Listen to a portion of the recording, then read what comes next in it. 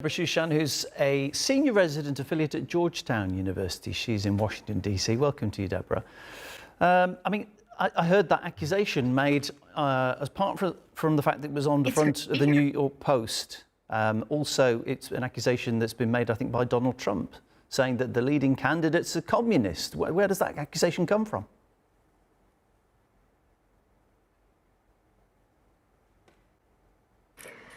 Donald Trump has never been particularly tethered to the truth. I think we're all very well aware of that. And Zohran Mamdani is a democratic socialist, which he, something that he's very clear about.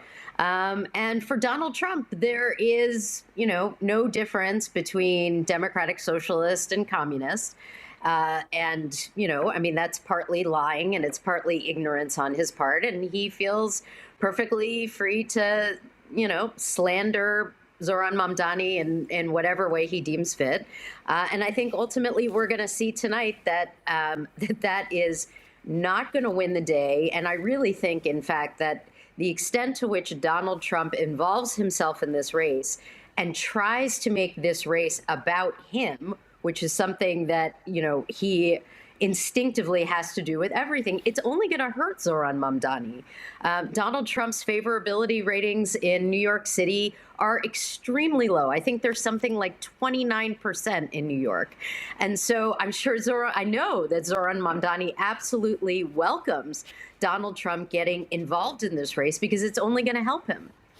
Mamdani's, it sounds like it's a bit of a giveaway in the sense that he's offering universal childcare, he's going to freeze rental prices, which were a big issue, free public buses. Where's the money going to come for this?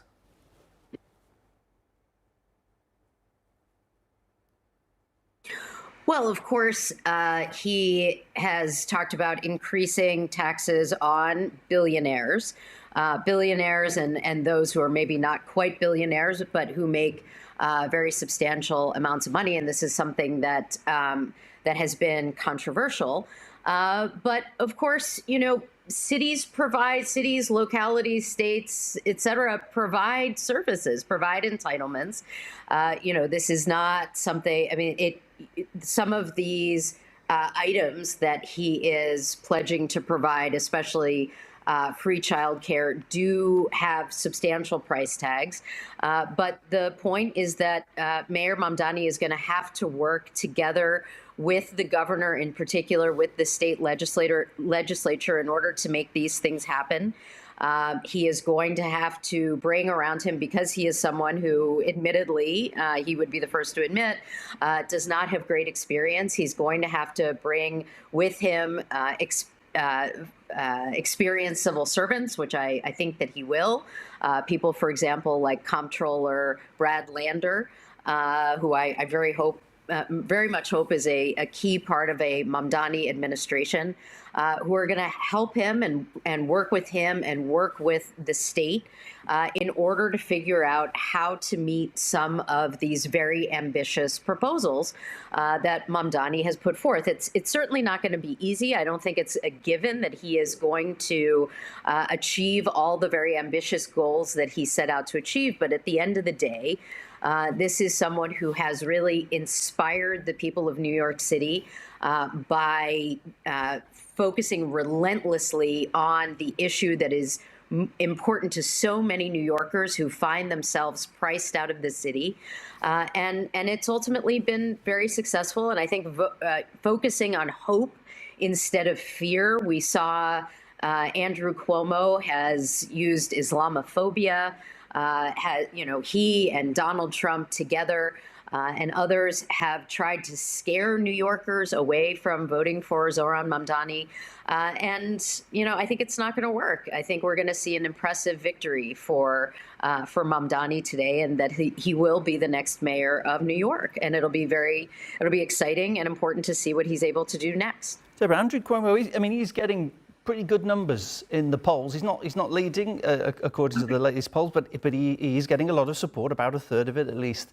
How is that possible? Last time I saw Andrew Cuomo, he was resigning in disgrace. All kinds of allegations of sexual harassment. An inquiry found there was sexual harassment. So he wasn't fit, it seemed, to be the governor. of New York, but he's okay to be the mayor. How is it that that's not playing a big role in this election?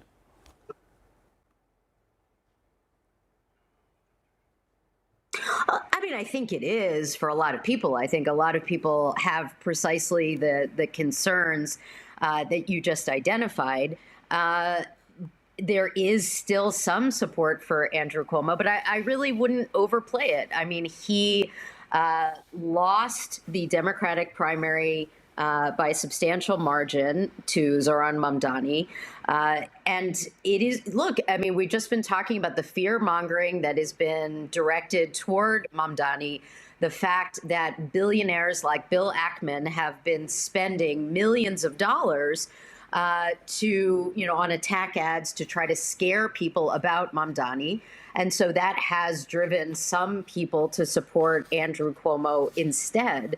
But even with all of that, it is pretty clear that because of the obvious negatives vis-a-vis Andrew Cuomo, whether it is the fact that he has been credibly accused of sexual harassment by 13 women, because he resigned in disgrace from the governor's office because of his failures vis-a-vis fighting the COVID-19 pandemic. Ultimately, he's not going to win the day here. I think, I mean, we'll see. The results will speak for themselves. But even with Mayor Eric Adams dropping out of the race to try to consolidate the vote behind Andrew Cuomo, it's just not, in my view, it's just not going to be enough. And we'll find out soon enough. Thank you, Deborah. My guest, Deborah Shushan, who's the senior resident affiliate at Georgetown University. Appreciate it.